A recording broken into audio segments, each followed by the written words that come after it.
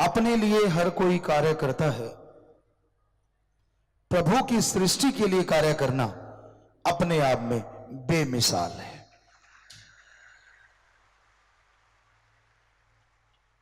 खुद के लिए तो पशु पक्षी परिंदे भी जीते हैं, खुद को छोड़ के परहित परमार्थ करना अपने आप में बेमिसाल है।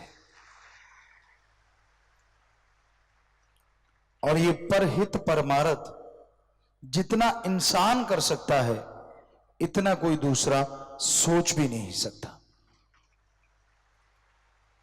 मनुष्य को भगवान ने इतना बुद्धि विवेक दिया है कि यह सोच समझ के पूरी सृष्टि का भला कर सकता है। दूसरों के पास इतनी बुद्धि इतना दिमाग होता ही नहीं। पूरी सृष्टि की रचना 5 तत्व से हुई है, पृथ्वी, पानी, अग्नि, वायु और आकाश। ये पांचों तत्व भगवान ने पहले बनाए और फिर इनसे पूरी सृष्टि की रचना की। जिस तरह पेड़ पौधे हैं, इनमें तत्व तो एक ही है, मुख्य तत्व पानी है, लेकिन ये तत्व अपने आप में बड़ा महत्वपूर्ण है।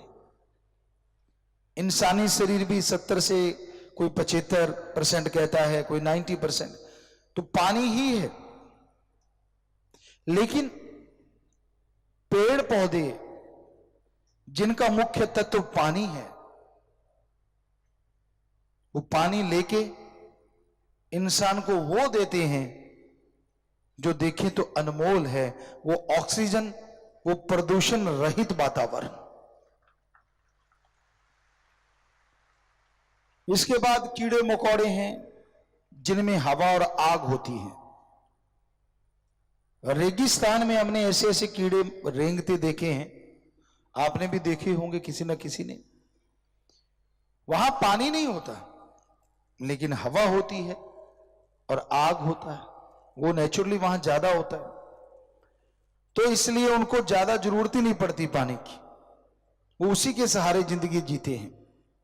पक्षी हैं, इनमें पानी आग यानी हवा, पानी और थोड़ी सी पृथ्वी की मात्रा होती है। पशुओं में जो होता है उसमें आकाश तत्व नहीं होता, बाकी चारों तत्व होते हैं। ये आकाश तत्व इंसान में सबसे ज्यादा पाया जाता है और उसी की वजह से इंसान की बुद्धि विवेक सबसे ज्यादा है। इंसान से शक्तिशाली तो बहुत सारे जानवर हैं, कोई भी ले लिए, सांड है, झोटा है, घोड़ा है, ऊंट है, बैल है, जिराफ है, शेर है, चीता है, सब इंसान से ताकतवर है। बॉडीली देखें तो सब पावरफुल है, लेकिन आकाश तत्व उनमें इतना नहीं है, बुद्धि विवेक नहीं, तो आदमी उनको अपनी उंगलियों पे नचाता है। यह आदमी की बुद्धि की वजह से है। पर इस बुद्धि विवेक से जब इंसान काम नहीं लेता और बुरे कर्म करने लगता है तो कहते विनाश काले विपरीत बुद्धि, कि जब इंसान का बुरा समय आता है तो उसकी बुद्धि विवेक उसका साथ छोड़ते हैं और वो मन के मते चलता हुआ अपने पांव पे कुल्हाड़ा मारता रहता है। इस बुद्धि विवेक से इंसान को अच्छे कर्म करने चाहिए, लंबा सोचना चाहिए, छोटा नहीं। और जो इस बुद्धि विवेक से लंबा सोचते हैं, दूसरा, बोलने से पहले तोलो कि आप जो बोलने जा रहे हो वो क्या है। गुस्सा ना करो। क्रोध आज के दौर में हावी है। हर किसी को क्रोध आता है। हां, संतों का क्रोध दाती है, अगर उसे दात के रूप में ले ले, और दुनियादारी का क्रोध घाती है, चाहे उसे प्यार के रूप में ले ले। तो क्रोध जब इंसान को आता है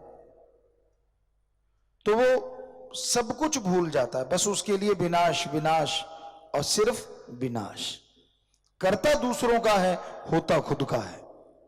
जितना समय दूसरों को दबाने में, दूसरों का विनाश करने में लगाते हो, काश उससे आधा समय दूसरों का भला करने में लगा दो। हम आपको गारंटी देते हैं आपका भला परमात्मा जरूर करेगा। कितनी तिकड़मबाजी लड़ाते हो ना आप, कितनी स्कीम लड़ाते हो, क्या क्या प्लानिंग बनाते हो दूसरों को नीचा दिखाने के लिए। काश आधी स्कीम बना लो दूसरों को ऊपर उठाने के लिए कि भाई वो बड़े हो जाएं, अच्छे हो जाएं, नेक हो जाएं। हम गारंटी देते हैं ईश्वर उस नेक का आपको फल जरूर देंगे और आपका नाम रोशन जरूर होगा। तो बुद्धि विवेक से काम लेना चाहिए। जल्दबाज लाई लग, पंजाबी च कहंदे लाई लग ना होवे घर वाला ते चंद्रा गमांड ना होवे। जो दूसरों के कहने में आ जाते हैं, ऐसा पति नहीं होना चाहिए, ऐसा पड़ोसी नहीं होना चाहिए, वरना कलह कलेश रहता है। अपनी बुद्धि से काम लो। आज लोग एक दूसरे को इस्तेमाल कर रहे हैं। सबसे छोटा उसको थोड़ा सा बड़े वाला, उससे उसको बड़े वाला, उससे उसको बड़े वाला, एक दूसरे का इस्तेमाल कर करके लोग अपना उल्लू सीधा कर रहे हैं। तो बुद्धि विवेक से काम लीजिए, किसी के हत्थे ना चढ़ो और ईश्वर की भक्ति करो, जमीन से जुड़े रहो, औकात ना भूलो। हम कभी नहीं भूलते कि हम तो खाकसार हैं, हम तो चौकीदार हैं। शास्त्र नाम शाह मस्तान जी का रहमो करम, वो कुछ भी बनवा दे, हम तो कुछ भी नहीं कर सकते। सब कर्म करावण हार, शास्त्र नाम शाह मस्तान मेरा सतगुरु मौला है। कई बार हम बच्चों को कहा करते हैं कि बेटा मान गुमान मत करो, वो करते नहीं, लेकिन फिर भी आप ये मत सोचो कि आपके कोई पंख निकल आए, आप वही एक जिम्मेदार एक नंबरदार के बच्चे हो। हां, शास्त्र नाम जी का पटा गढ़ में है, इसलिए दुनिया सलाम करती है। और यही हकीकत है। हर किसी इंसान को अगर ये सोच आ जाए, वो अहंकार ना करे, खुदी ना करे, अपने बड़ों का, पूर्वजों का, संतों का, फकीरों का सत्कार करे, हो नहीं सकता उसको कभी नीचा देखना पड़े। इसलिए कभी किसी का बुरा ना करो, अपने घर से शुरुआत करो। माता पिता, आप कहते हो मेरे लिए क्या किया, आपको इस दुनिया में लेके आए। कई बच्चे कह देते मैंने कौन सा कहा था मुझे जन्म दो। जब तू बच्चे पैदा करेगा तब भी तेरे बच्चे नहीं कहेंगे कि मुझे पैदा करो। ये कुदरती है, ये नेचर का असूल है, ये कुदरत ने नियम बनाया है। और आपके पिता ने कभी अपने शायद बाप से नहीं पूछा होगा मुझे दुनिया में क्यों लेके आया। क्यों? क्योंकि वो सुलझे हुए होते, उन्हें समझ होती है कि हां कि भाई समय के अनुसार तो जैसा कुदरत चाहती है वैसा होना ही है। तो ये गलत बात है जो आप सवाल कर देते हो, मैंने कौन सा कहा था, मुझे क्यों जन्म दिया, मैंने कौन सा कहा। ये कुदरत ने कहा है, ना तूने कहा है ना तेरे बाप ने कहा है। जिनके बच्चे नहीं होते उनसे पूछ के देखो, आपको बातें आती हैं, बेचारों का क्या हाल होता है। औलाद का मुंह देखना चाहते हैं पर नहीं होता, कुदरत को नहीं मंजूर। तो ये सब कुदरत का दायरा है, नर मादा का बनाना, आगे पीढ़ी को चलाना, ये सब असूल हैं परमपिता परमात्मा के। कौन चाहता है कौन आए कौन ना आए, जिसे वो चाहता है वो ही आता है और वो ही जाता है। इंसान तो किसी को पैदा ही ना होने दे कि मैं जन्म ले लिया बाकी सारे आए ही ना, बस मेरा ही राज चले। ऐसा थोड़ी ना होता है। वो नियति इसे ही कहते हैं। कुदरत के कादिर ने अपना सारा सिस्टम फिट किया हुआ है। जब से दुनिया साजी तब से लेके जब तक उसने दुनिया को खत्म करना है तब तक का सब कुछ प्लान्ड, सब कुछ रचा हुआ है। आदमी की समझ नहीं आता, वो एक अलग चीज है। तो ये नियति जैसा चाहती है वैसा होता है, पर इंसान का फर्ज है, इंसान का कर्तव्य है, अपनी बुद्धि विवेक से काम लेता हुआ वो नेकी करे, भले कर्म करे, अच्छाई के रास्ते पे चलता जाए। मालिक साथ अवश्य देंगे। और घर से शुरुआत से मतलब अपने बुजुर्गों का आदर सत्कार करो। और घर में बुजुर्ग भी रहते हैं, उनका फर्ज है बच्चों से बेगर्ज प्यार कीजिए। चलो गर्ज रख के भी करो क्योंकि आपकी औलाद है, पर उनकी इच्छाएं भी जरूर पूरी करें जो जायज है। गलत रास्ते पे अपने बच्चे को कोई लेके नहीं जाता, पर कई बार उसके सामने गलत काम करने से बच्चे अपने आप उससे सीख जाते हैं। हमने बहुत लोगों को देखा है, क्या कहते हैं, कई बार हमारे पास आ कहते पिताजी पता नहीं ये लड़का किस पे चला गया या लड़की किस पे चली गई, हम तो ऐसे नहीं थे। तो हम हंस के कहा करते हैं अब आप ऐसे नहीं हो, बिल्कुल सही है, लेकिन जब इसको पैदा किया था तब आप कैसे थे? जब ये सीख रहा था बचपन में तब आप क्या क्या गुल खिलाते थे, कौन कौन सी गाड़ियां और कौन कौन सी बातें करते थे? इसने तो तब से सीखा हुआ है। पहले टीचर मास्टर तो मां बाप ही होते हैं ना, या बहन भाई होते हैं, अब पड़ोसी थोड़े ना सिखा गए उतना। उदाहरण के तौर पे आप घर में हैं, चर्चा करते, आपकी पत्नी है, आप हैं, आपका बेटा बेटी जो भी हैं, आप उनसे बात करते हैं कि बेटा झूठ नहीं बोलना चाहिए, कभी गप नहीं मारना चाहिए। इतने में फोन आता है, आपकी बीबी कहती है जी हाथ लगा के बंद करके कि दफ्तर से फोन आया, तो आप कह देते कह दो घर में नहीं है।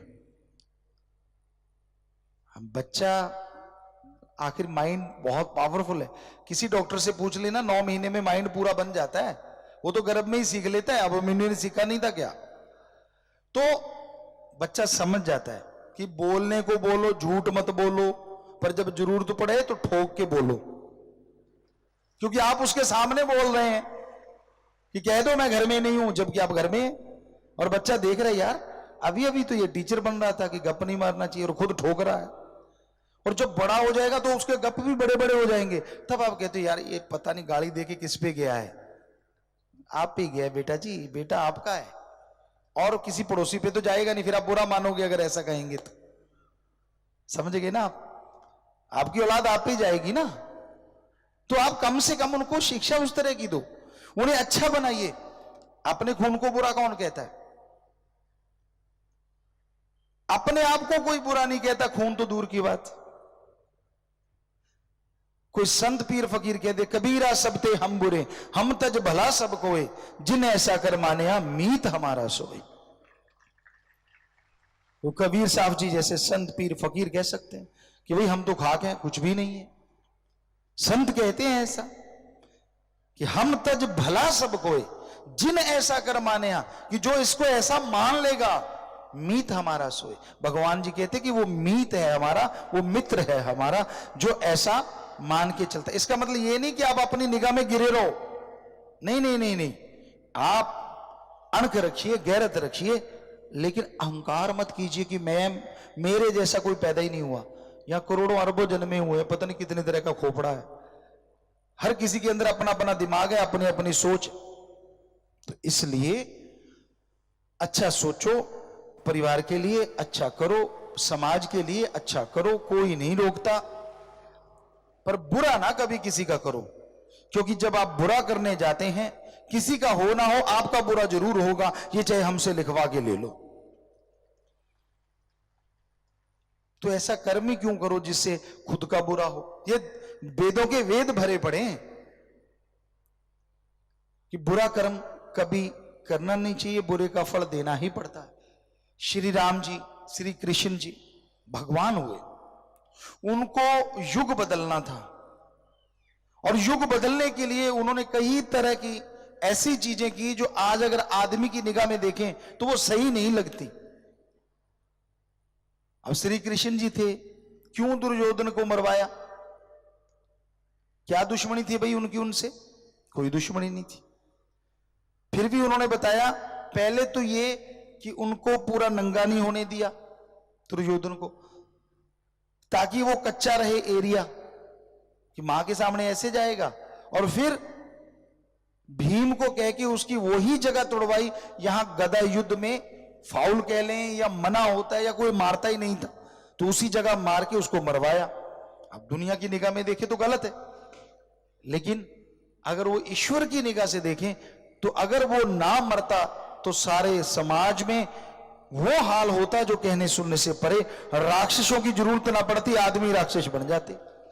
इसलिए युग परिवर्तन करना था, तो उनको भी ऐसे कर्म करने पड़े और लास्ट में उन्होंने अपने ऊपर लिया ताकि आदमी समझे। बद्दुआ ली गंधारी से और अपनी पूरी कुल को खुद खत्म किया, आपस में लड़के खत्म हुए, अपनी औलादों को भी उन्होंने खत्म कर दिया। क्यों? क्योंकि ईश्वर की नियति थी कि समाज को बदलना है। तो ये नियति जो होती है ना, ये बड़ी बलवान होती है। आदमी कितना भी जोर लगाए ये बदलती नहीं। हां, ईश्वर का नाम जपे, अपने पीर फकीर के 100% यकीन करे, जो वो करता है सही करता था, सही करता है और सही करता रहेगा। तो इंसान को ना तो कभी गम आए, ना टेंशन आए, ना कोई परेशानी आए। पर ऐसा होना कोई आसान बात थोड़ी ना है।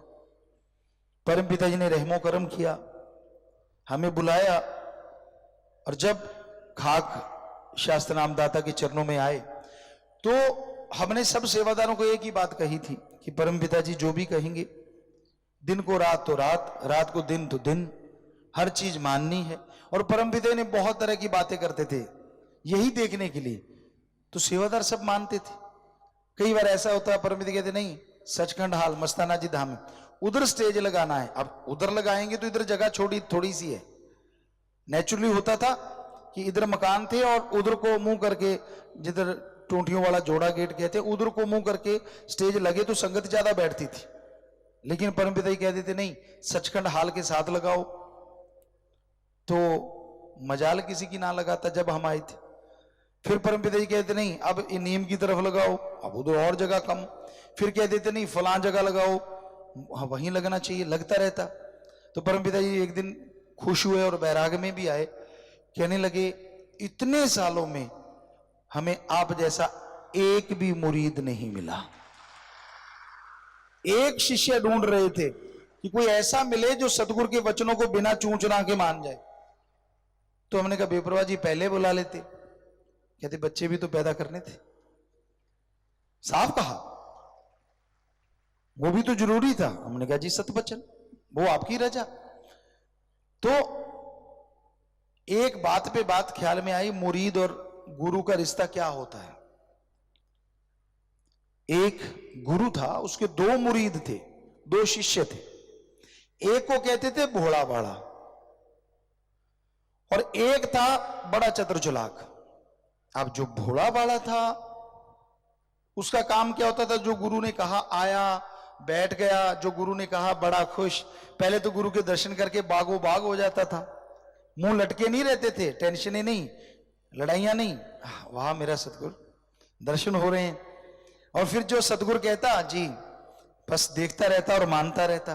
और एक था बहुत ही चतुर चालाक, आए हुए लोगों से बात करनी, खाना खिलाना पिलाना, कौन सा खुद की जेब में से जाता था, मान बढ़ाई के चक्कर, खुद के नंबर बनाने। सारे कहते यार ये शिष्य कमाल का है, बस ठीक है मैं करता हूं जी जितना हो सकता है। तो सारे उसी को मानते थे। अब उसको बेचारे को कोई जानता ही नहीं था कि वो शिष्य है। सारे हाँ उसको वैसे कर देते थे कि भाई ये भी भक्त है, यहां रहता है।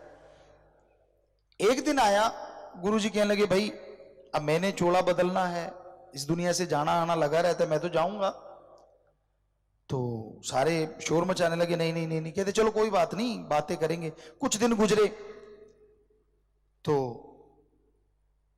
साथ संगत बैठी थी, गुरुजी कहने लगे भाई ऊंट लेके आओ। ऊंट ले आए। कहते लकड़ की सीढ़ियां ले आओ। लकड़ की सीढ़ियां ले आए। कहने लगे भाई वो 1 मंजिला मकान है। कहते हाँ जी। कहते सीढ़ी लगाओ, ऊंट को ऊपर चढ़ा दो। दोनों शिष्यों को खड़ा कर लिया कि भाई आप करो काम ये, और खुद गुरुजी चले गए। अब जो चतुर चालाक था, साथ संगत हंसने लगी तो वो भी हंसने लगा, लेकिन जो भोला भाला था वो चुपचाप ऊंट के पास गया, उसको पकड़ा। अब आप सब जानते हो सीढ़ियों पे तो जो नहीं चढ़ा वो नहीं चढ़ता, लकड़ वाली पे तो वो डंडे से लगे होते हैं, लोग देख देख के चढ़ते हैं कहीं पैर ही ना निकल जाए। अब ऊंट कैसे चढ़ेगा उसके ऊपर? वो पकड़ के ऊपर से रस्सी उसके नाक पे जो थी ऊपर खींच रहा है, ऊंट उसको खींच रहा है, वो उसको खींच रहा है, पसीनो पसीन बुरा हाल। और जो चतुर चालाक है शिष्य, वो साथ संगत के साथ बैठ के हंस रहे हैं, मजाक कर रहे हैं। यार साथ संगत में कोई बोला यार ऐसा लगता है गुरुजी का दिमाग फिर गया, तो चतुर चालाक कहता हाँ और क्या कमी है अभी, मतलब उसको लगा मुझे गुरुगद्दी मिलेगी। कहने लगा देखो आपके सामने जी, कभी लकड़ी की सीढ़ियां जो डंडे लगे तो उनके द्वारा ऊंट ऊपर चढ़ेगा? वो तो बड़ी सीढ़ियों से ना चढ़े। तो लेकिन उसको कोई लेना देना नहीं, जो भोले वाला वो खींच रहा है, ऊंट उसको गिरा रहा है, वो खींच रहा है फिर गिरा रहा है, दड़ादड़ चल रहा है काम। और इधर जो चतुर चालाक है वो साथ संगत की सहमति इकट्ठी कर रहा है, सारा खुश है भी, हाँ भाई ये तो गुरुजी का दिमाग में फर्क पड़ गया, बड़ा हंस रहा खुश हो रहा है। तो शाम का समय हो गया, अंधेरा होने लगा हल्का हल्का। गुरुजी बाहर आए, साथ संगत बैठी, हंस रहे हैं सारे लोग, वो शिष्य भी हंस रहा है। तो गुरुजी कहने लगे भाई क्यों हंस रहे हो? कहते गुरुजी वो देखो पागल। कहते हैं हाँ भाई, ऐसे हंसे गुरु भी, तो सारे हंसने लगे, देखो देखो देखो वो देखो सीढ़ियों पे जी कैसे होगा, आप भी कमाल करते हो गुरुजी। एक उठ के कहने लगा, कहने लगे आप हमें गुरु कहते हो? कहते हाँ। गुरु का मतलब जानते हो? कहते जी, जो ज्ञान देता है। मतलब ज्ञान देता है तो वो खुद ज्ञान का भंडार है? कहते जी। तो क्या हम मूर्ख हैं, हमें नहीं पता कि लकड़ी वाली सीढ़ियों से ऊंट ऊपर कैसे जाएगा? सारे सन्नाटा छा गया, चुप, सारे बोलती बंद हो गई। गुरुजी मुस्कुरा के कहने लगे हमें भी पता है कि इन सीढ़ियों से ऊंट ऊपर नहीं चढ़ेगा, पर हम देख रहे थे हमारे वचनों पे 100% अमल कौन करता है, यही तो देखना था। आसान आसान चीजें तो सारे ही कर लेते हैं, यही तो देखना था। तो उसको गुरुगद्दी देते हैं हम। गुरु ने उस भोले भाले को गुरुगद्दी दी, कहने लगे वो है पूर्ण इस गुरुगद्दी के लायक। तो रूहानियत में, सूफियत में गुरु और शिष्य की यही मर्यादा है, यही परिभाषा है, और कोई लेना देना नहीं है। वो क्या कहता है क्या नहीं कहता, कैसे बोलता है क्या नहीं, कुछ मतलब नहीं। क्योंकि गुरु कभी अपना कार्य नहीं करवाता, ये सच्चा गुरु होता। गुरु अपने लिए पैसा नहीं लगाता, ये सच्चा है। गुरु कभी ऐसे मांगता नहीं, वो भी सच है।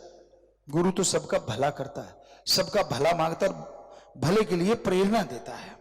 और जो बिना चूंच के मान लेते हैं वो पता नहीं कितनी खुशियां हासिल कर लेते हैं, और जो क्यों किंतु परंतु में उलझे रहते हैं वो दिनों दिन दूर होते चले जाते हैं।